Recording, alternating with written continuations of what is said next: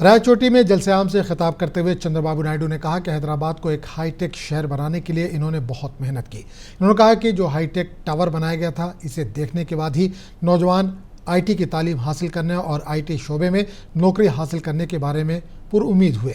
इन्होंने कहा कि उनकी काविशों के नतीजे में हैदराबाद आज सबसे काबिल रिहाइश शहर बन गया है।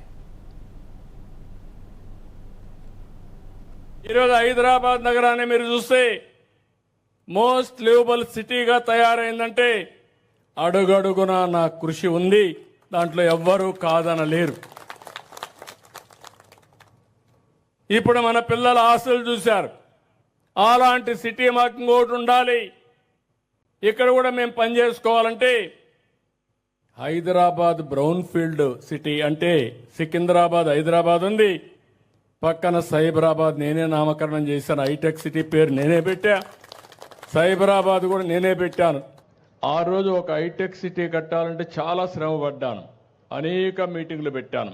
ఇప్పుడు ఏ విధంగా అయితే ఐటీ ప్రొఫెషనల్స్ అంతా పనిచేస్తున్నారో వీళ్ళందరూ ఐడియాస్ తీసుకున్నట్టు 4-5 మీటింగ్లు పెట్టి ఏం చేస్తే బాగుంటుంది అనుకుంటే ముందు హైటెక్ టవర్ కట్టాం.